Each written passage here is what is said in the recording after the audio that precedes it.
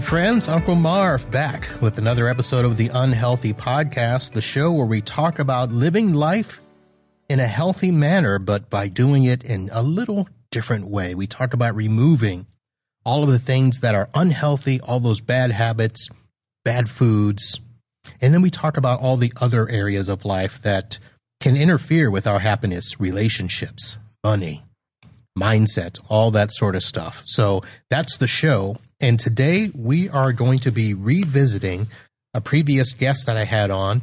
And let me first qualify this by saying that the guest that I'm bringing on today is the reason that I am drinking mushroom coffee. And I'll be honest, I don't know if it's doing anything or not, but it makes me feel good to say that I'm drinking mushroom coffee. And the guest that I'm talking about is Julie Cyvonne. Julie, welcome back to the show. Uncle Marv, I'm so excited to be here and just tickled pink that you're now drinking mushroom coffee. And I was going to say, our guests will not be able to see the fact that you were giggling while I was saying that. So, gosh, it just really made me so happy. well, let me ask this question, and this will be the way we start. How does it make you feel to hear somebody say that, where, oh, I'm drinking mushroom coffee? My goal is never to change someone's mind or, I really love revisiting this book time and time again, How to Win Friends and Influence People. I think it's a beautiful book with so many great concepts, and, you're never going to telling someone they're wrong or that they need to do something is just a really ineffective way to promote any sort of change. My goal is always just to speak about things in a way that makes these sometimes taboo topics approachable, to come from a really grounded scientific place rooted in research. And if people decide that they want to, open the door to even something like mushroom coffee uses functional mushrooms and adaptogens, it isn't like psychedelic mushrooms, but just to be open to, hey, maybe there's something here in this world of mycelium that could benefit me, just makes me happy. And it feels like I'm going about this in a way that's supportive ultimately. Well, let me say this, and I didn't prep you for this, but I do want you to know that after we did those episodes and I did the post on Facebook, I probably got more reaction out of that just posting about mushrooms than I have on any of my other shows. And it's weird because I got referral links that were saying, well, if you like to talk about mushrooms, you should go here. And then I think I asked a question about which mushroom coffee to drink. And I can't believe how many responses I got from people that I did not even expect. So just to let you know that that is the type of reaction that we got from our last episodes. Well, I don't wish I was on Facebook because that platform has never really worked for me, but I wish I was on there just to have been able to see the conversation and everything unravel, but not unravel, that sounds bad, unfold. But I think that's great that so many people were interested in it, wanted to engage with it. And there are a lot of different functional mushroom coffee brands out there. So I'm happy that people were chiming in with their favorites. Yeah, it was good. Not as bad as I thought. And listen, and I've made it a point to try to start mild in my in my quest. So these are, basically I found the Keurig branded Vita something, that are the organic fair trade mushroom coffees. One is Focus and the other, I forget the name. I bought two different brands. And so I kind of alternate between those here at the office every morning.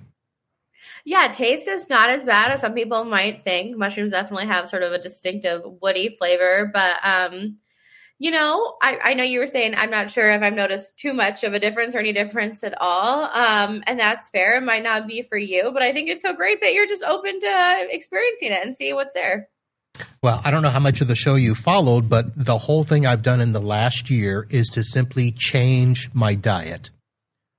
And I don't know if we talked about this, but, my goal is to never, ever go to a gym again. But I need to get in shape. And I found that really some of the easiest things to do with that is just simply to change the way we eat and stop eating crappy food. Oh, I dated this really good looking hockey player. Not the best relationship, but he was good looking. But he always said that abs are made in the kitchen, not in the gym. Like it's really, you have to eat well, or no amount of working out is going to change anything for you. And I really believe that. And I've seen it for myself for sure. When I clean up my diet, I notice that I carry less weight and I look better and I feel better. Yep, you sure do. So you mentioned not being on the Facebook. Let me go ahead and say that I lurk on the Instagram, or as the kids call it, the IG. And I see that is your primary platform. Yes. And so, of course, I've noticed some of the things that you've done that kind of followed you over the last year or so. So let's just start with, tell me what's happened in the last year. Well, I shared I wanted to go back and listen to our podcast episode, so I respected your listeners' times and I wasn't repeating stuff we had already talked about, and maybe I could find ways to build off the conversations we'd already touched on. And at the beginning of one of the first episodes, I had shared I had just had knee surgery, and that was true. I had knee surgery at the end of April in 2024, and I don't think I realized then how deep I was in sort of like a dark spot, and surgery was something I never experienced before. It really threw me for a loop, not being able to move my body how I was used to. And it actually prompted me to make a lot of changes, one of which has been moving to Kansas City, because after having knee surgery and doing, I was following the physical therapy recommendation. I was doing everything that the doctors told me to do. I just wasn't seeing the progress that I wanted to see in terms of mobility, reduction in pain, etc. And so I found this laser that is a class 4 laser, like professional sports teams have them in their training rooms. And it was publicly available in California. And I started using it, and it was amazing what I was able to do as a result of it. And they say things happen on the coast and migrate inward. Well, nowhere in the Midwest do they have this laser. And I really wanted my mom to use it for this chronic neck pain she has. No one in the surrounding area. So I'm a Midwest girl. I'm from Iowa. I decided, hey, I'm going to move to Kansas City. I'm going to get this laser. I'm going to open a laser clinic. So now I'm still doing my online work with coaching. And I'm in the process of opening up a laser clinic here. So a lot of big life changes. Now, when you say laser, let's help me.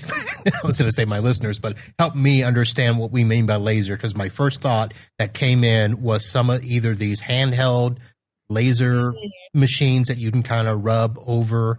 They used to be the infrared was, I guess, how they started, right?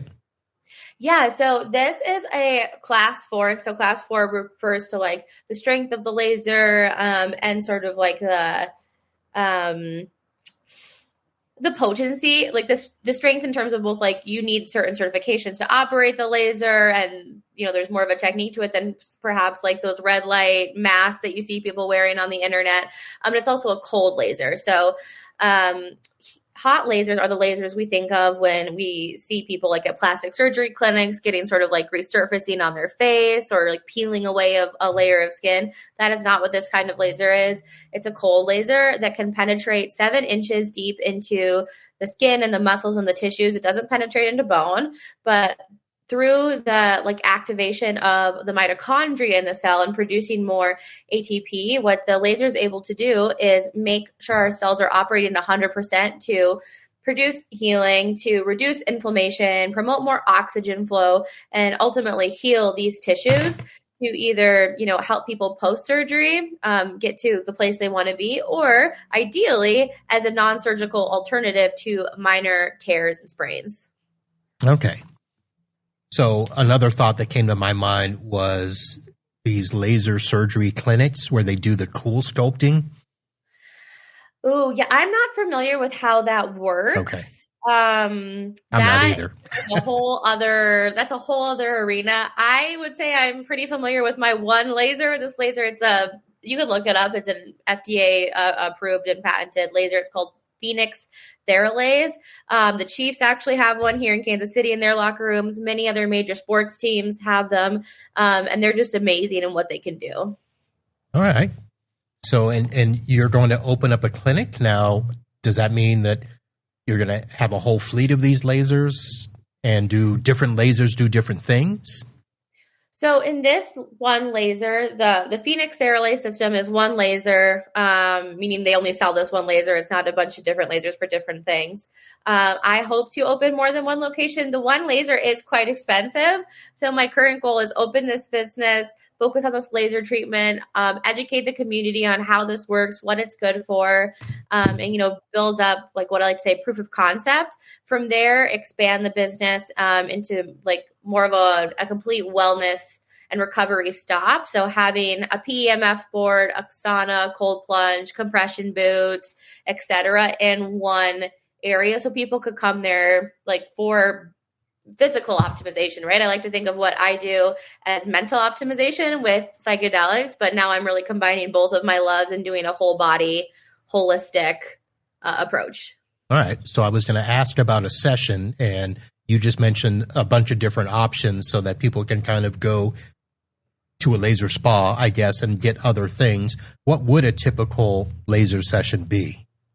Yeah, so the laser does depend on the length of session, depends on what we're working on, right? So I came to it for my knee, and I would say a knee session is pretty much average because it also really depends on like how much of your body we're targeting. So for an average session, most people come in for 30 minutes.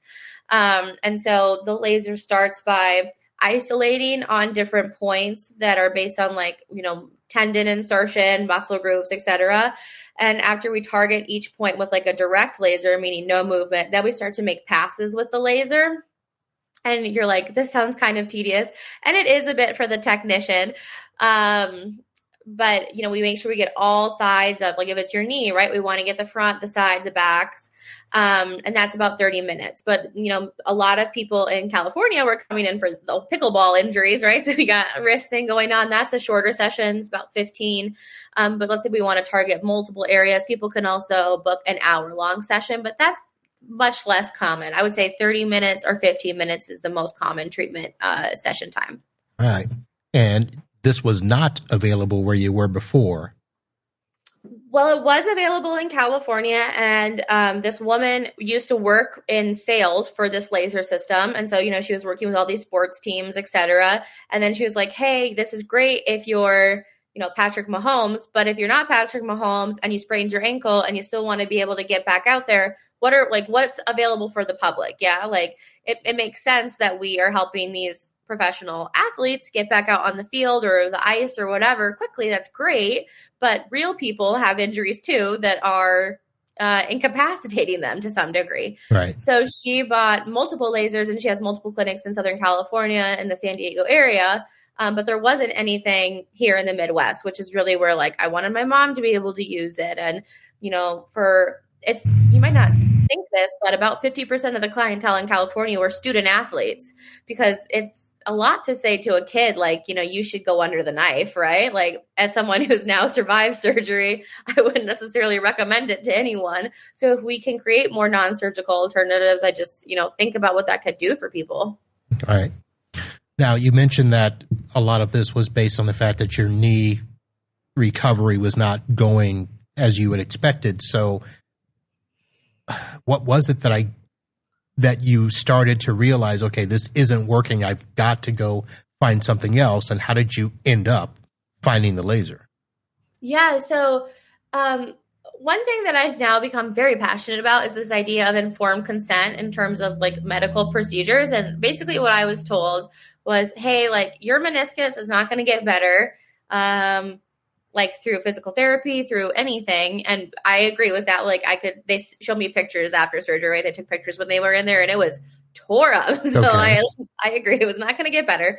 But they're like, you can either live with this pain or you can have surgery. Surgery, you'll come in on a Thursday, you'll take time off over the weekend on Friday, and on Monday you'll get back to your job, back to life. And so, Thursday, Friday, Saturday, Sunday, all really bad days. And Monday, I'm like, you think I'm going to be able to like use my brain, work, blah, blah, like this is insane. This is not going well. I'm in a lot of pain. And, I was trying to figure out I never want to get like hooked on a painkiller, right? I'm trying to figure out the right dosage of, okay, I don't want to I'm going to take enough of this so that I am not in so much pain, but I don't want to be like out of my mind, loopy, or anything like this. And man, it was just so terrible. And following the physical therapy, like I was reaching all of the milestones for a while. Like I would say the first maybe 6 weeks, I was like, I could bend my leg all the way that they said, and then I could bring it to 90. And the first milestones or developmental things, whatever, I was fine. And then, they say, I forget what point they said, like, you should be able to run or you could get back to running. I was like, run. I still to this day, like, don't necessarily feel super comfortable running. But what really stuck out to me was I had finally gone back to yoga. Yoga is just like where I chill out, where I really focus and stop thinking about the day. And there's a move, it's called Skandasana. There's a pose, and you're all the way over, kind of crouching.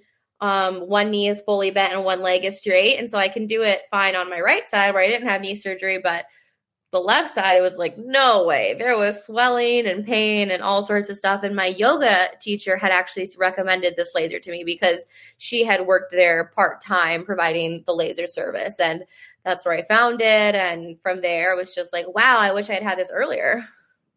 Interesting. I was going to ask the question, were you running before? Because no, I've never really been a runner, right? Like I would say I would go for a run if I was really mad. That was usually how I would work through some of these feelings. Or like every once in a while I would get an itch for a run. Like I would run in high school and I would run in college. It's definitely been much less since I was older. And so like that's a great point too, right? It's like, was I doing something pre-surgery or not, and then expected it to be there? But my point in saying that was more like I don't feel super safe or stable running. Does that make sense? It does. And I ask that because people say to me now, you're going to be in the best shape of your life if you do this. I'm like, listen, the best shape of my life was 30 years ago, and I am not getting back there. So don't expect me to get there now. Or, you'll be back to playing basketball. I haven't played basketball in 10 years. I don't want to play basketball again. I just want to, feel fine, Yeah. But I get it. There are a lot of people that I'm going to say this delicately because somebody will email. There were people who were never in shape growing up that all of a sudden decided to get in shape in their 30s or 40s and 50s. And it's easy for them to say, I'm in the best shape of my life. Yeah, compared to what? Right. Yeah. I was playing 3 sports in high school. I was playing against, college basketball players, killing myself.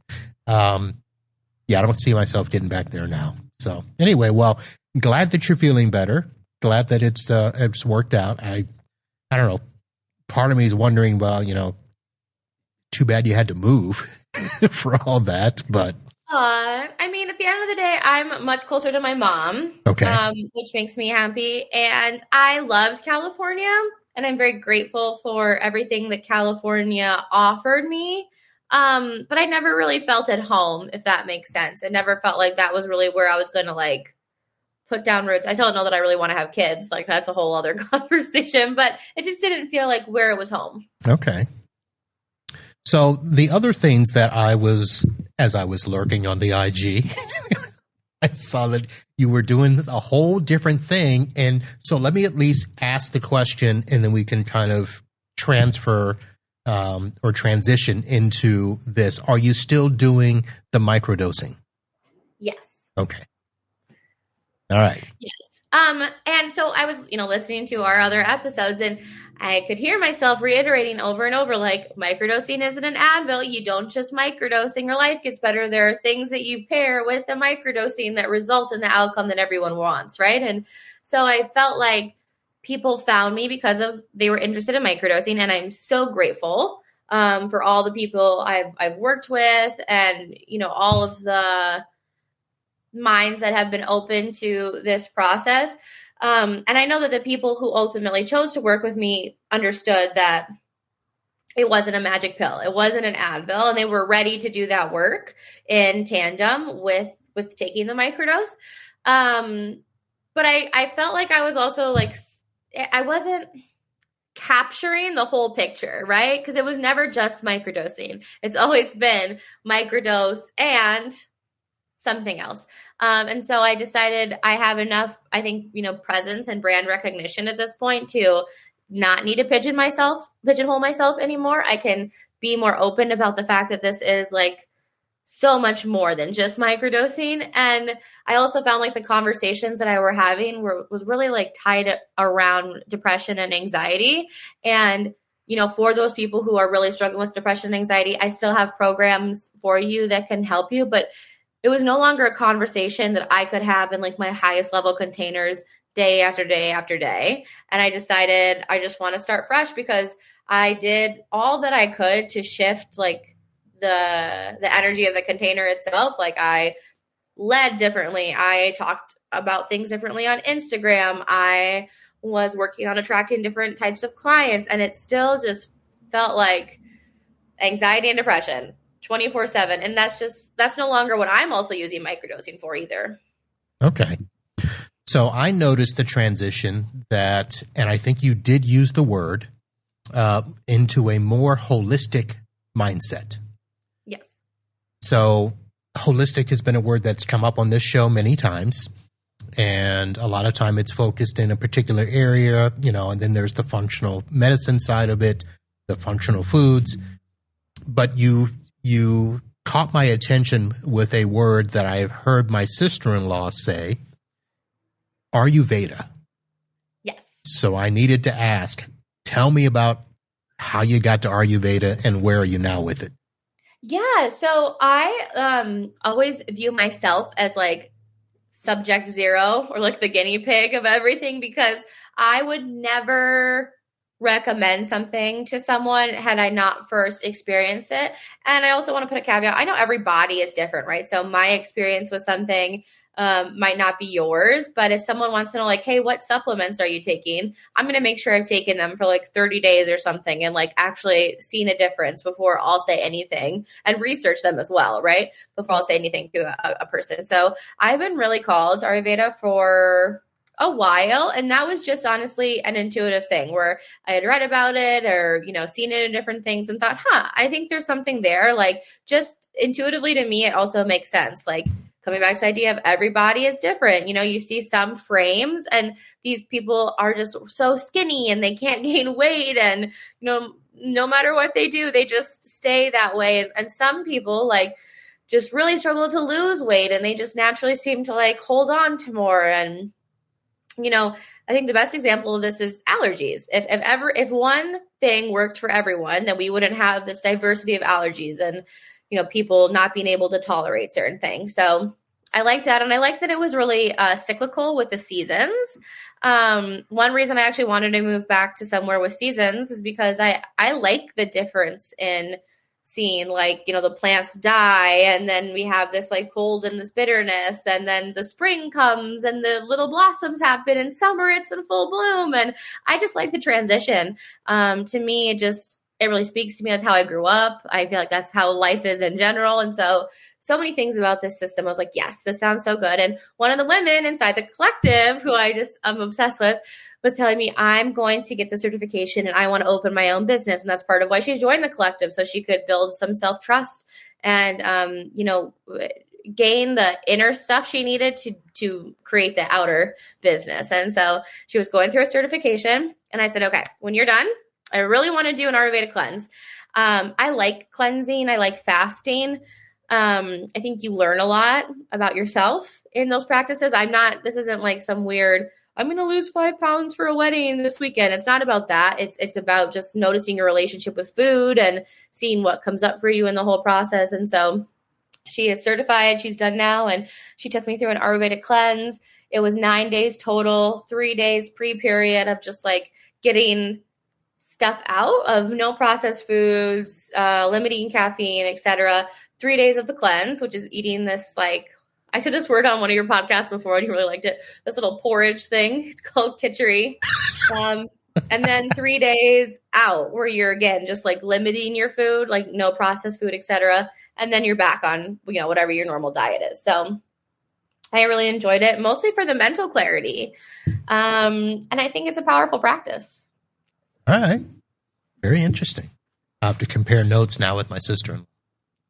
Well, she's obviously an expert. Like she's got the schooling to back it up, etc. I just appreciate it as a consumer of this information. My cleanse guide, she did send me a really beautiful hardcover, like a booklet that you should put. What are those books called? Like they're more like decorative. The pamphlets? No, like a table book. Like people have them on their tables and probably never look at them. And like trips to Italy, but okay, that's not me. I'm going to read this book, but it's a beautiful book. So I'm learning more about it, but I just disclaimer, like this is not my area of expertise. Okay. I just have an appreciation for it. That's fair enough. I just thought I would ask, and it's interesting to see the journey that everybody's on. So it's been a journey. Yeah. So as part of your new holistic approach, now you're said you're still doing the microdosing, but you've added some more stuff on there. And I saw that you had a program, and I haven't followed you enough to know what the program is, but I did see Liberation. Yes. So tell me about that. Every year I choose a word, and in 2024, I chose the word metamorphosis. And by the end of 2024, my life looked completely different. Like I had moved away from California. I was opening up this laser clinic, and I was like, wow, I'm really good at getting these words that I want. And so in 2025, I was like, okay, I think I want my word to be liberation. And I chose liberation very intentionally. Like it's so much different to me than like freedom, because I think of freedom as like external things, right? Like we live in a free country, meaning like government isn't, doing whatever to us. But liberation to me is an internal thing, because I know we all have ways that we hold ourselves back.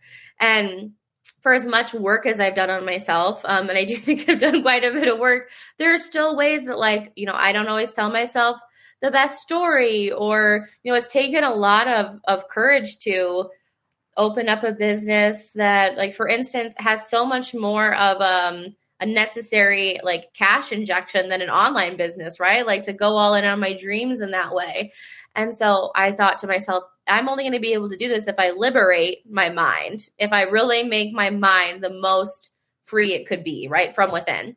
And that is to me like how I've used microdosing recently. Like in recent, the last couple of years, it's not like, oh, I'm anxious, I'm depressed. It's I want to get my mindset as good as it can be. I want to get even deeper into my meditation practice. I want to like see, how much I can optimize my physical performance using microdosing as a tool, et cetera.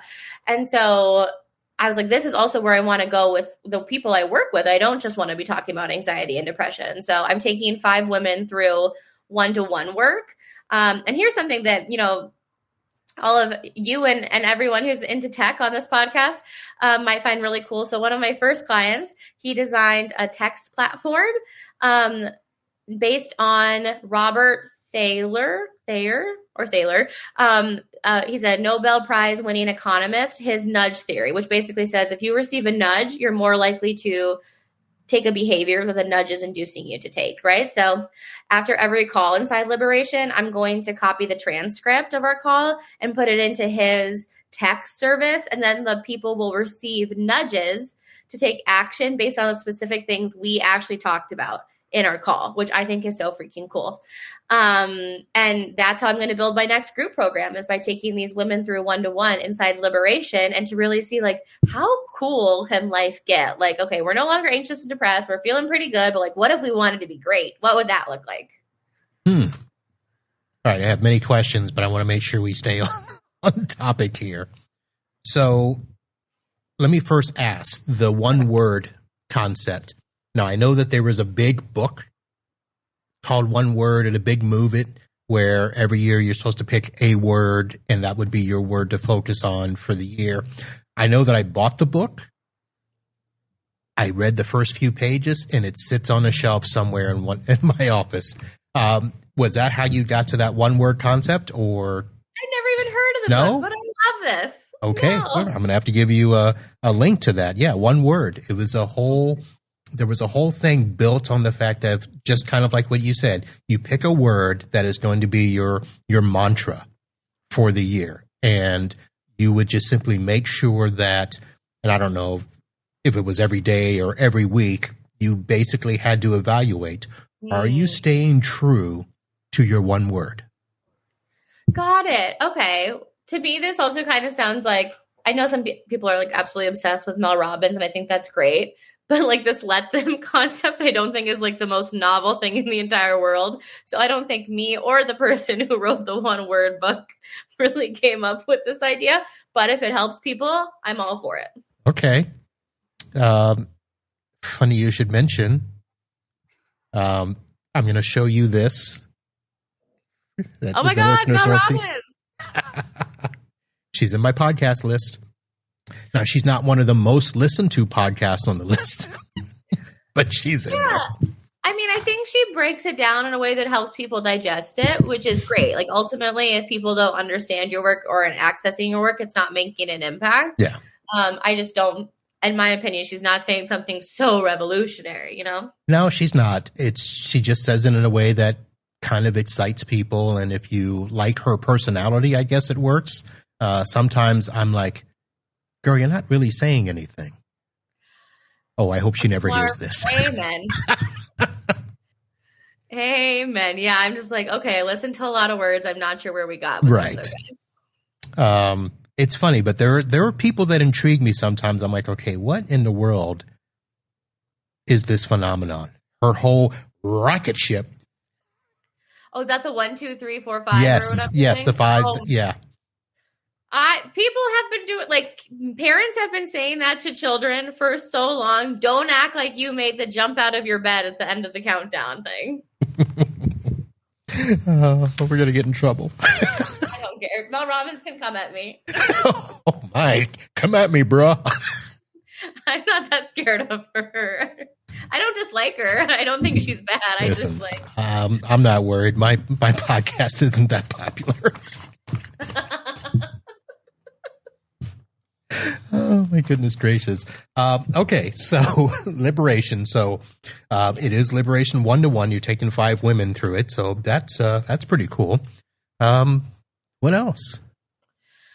Yeah, so I think within that, just like, yeah, microdosing is going to continue to be a tool that we use. But it's also focused on so much more than that, right? It's like, and again, it was never just about the microdosing, right. But really pulling out my toolbox of like, okay, what are the things that I've doubled down on that have allowed me to, using microdosing in tandem with these things, to really get to a place of, you know, where I'm at now, which I feel really good about the life that I've created for myself. And especially taking after such like a, you know, a hard right turn away from the law. When it's all said and done, I'm really proud of what I've done. Okay. All right. So this is about the time where I have started asking my guests, do you have any questions for me? Ooh. Wait, I want to know what all the questions were that you were like, oh, these things came up for me while I was listening to you talk.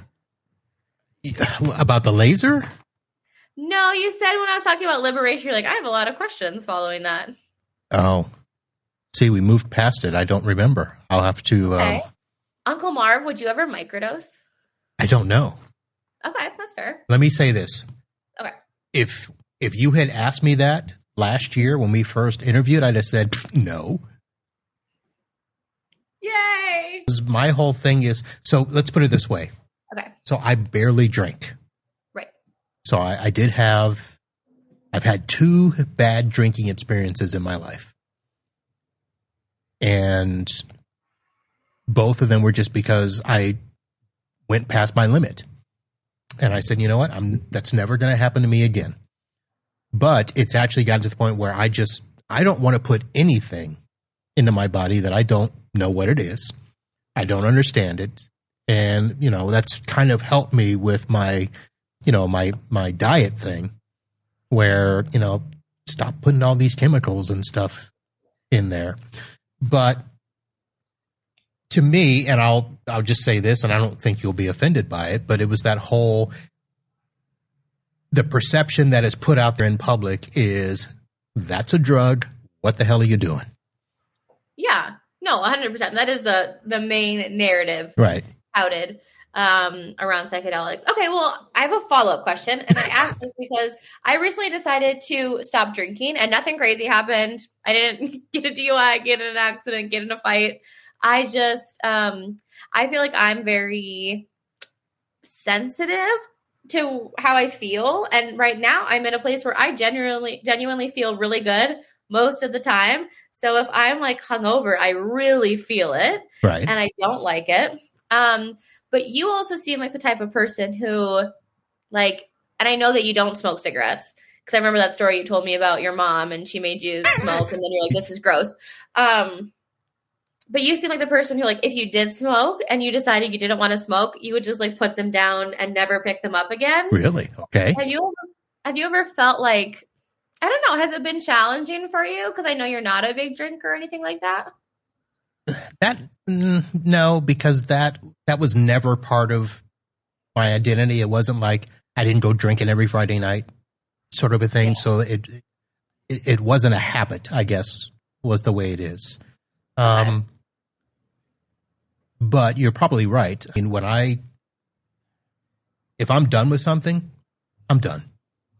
You know, that's how, like, basketball, people couldn't believe it. I was literally on the court one day and we had just finished a game and I just got to the point where, why am I doing this? I'm done. And I just literally walked out midway through a Saturday morning and said, I'm done. I'm good. Really? Yeah. Wow. Okay. And I've been able to do that with most things. Now there's probably some things that I don't know that I could quit. For instance, let me think. In my diet. So I still have this thing of eating a peanut butter and jelly sandwich before bed. I love that. I love PB&J. I mean, there's no real reason for it. That's adorable. You're so wholesome. Okay. Wait, so you have been in a very beautiful, healthy relationship, and I think relationships are really hard. Well, I never told you it was healthy. Well, I'm just going to assume from what I see on the gram. Okay. Yeah, I mean, gosh, that probably requires more work than anything. Like, what would you say to someone who really wanted to have like a beautiful long-term relationship? Like, what is kind of a secret thing that you have to be committed to doing? Oh my. You have to be able to filter. Oh, like not everything up here needs to come out here? Yes, you can't always say the first thing that comes to mind. Okay, that is valuable. I do think some people think like, oh, I thought it, so I should say it. No. Well, okay, well, let me say this. So there was a time in life where my philosophy was, you say it, because it's better to have said it than to have not said it. And saying it is part of your truth. Okay. So that was my thing. I'm going to be honest. So if I'm thinking something, I'm going to tell you. Okay. So I did do that for a long time. And of course, sometimes it came across as mean, other choice words. But I'm like, look, I'm just being honest. I'm not going to pretend, if I don't like something, I'm not going to pretend that we're getting along. That was my whole thing is I don't want to live a lie. Yeah. But there are times where I have learned that it's not that you're living a lie if you don't say something. Sometimes it's you have to learn how to say things the right way. Mm-hmm. Yeah, right? Like you can deliver the same message in very different ways. Right. Okay, so your delivery has shifted. Yes. We're still honest and in integrity, but we're really mindful of our delivery. Yes. So that's probably the one thing. If I had to pick one, that would be first. The second would be just simply taking into consideration the other person. And the way that I see it is you have to think about their part in the relationship. It's a two-way street, yes, but you mentioned the concept that everybody is different. And just because you're with somebody doesn't mean that you think the same, that you act the same, that you want the same things every single day. I mean, it just doesn't work that way. Yeah. So there are times where you just have to realize, okay, I'm feeling this way. I may want this person to feel this way, but I have to take into consideration what's going on in their world that I don't see that is causing them to either do something we don't like or act a different way or respond to us. You know, there's all those things. So a lot of it has just been learning to look at that and try to adjust. And sometimes you put up with stuff you don't want to, but you know that, you know what, that's not as important as the other stuff. You know what's really interesting is I have gotten more into like ChatGPT and training chat to, you know, help me with things. And I realized there's so many little assumptions that we're making in our head, and AI works best when we give it as much information as is needed to provide us with the feedback, right? And in the same way, I think we are making these little micro assumptions of like, well, our partner should have known that, or how could they not think of blah, blah, blah. And it's like, man, if you can't even remember to tell ChatGPT this thing that's important for it to make a decision, like maybe we should give everyone a little bit more slack, because I think we could all work on improving our communication and yeah, like giving it as much information as is kind and respectful, but also needed. Yeah. Wow. You didn't think I'd answer that, did you? I thought you'd answer it. I wasn't sure like where we were going to go with it, but I really like the answer. Well, I'm also looking at the clock and realize we don't have a ton of time to go down that rabbit hole. People needed to hear those. I'm sure we're going to save some relationships today. And by we, I just mean you, but I asked the question.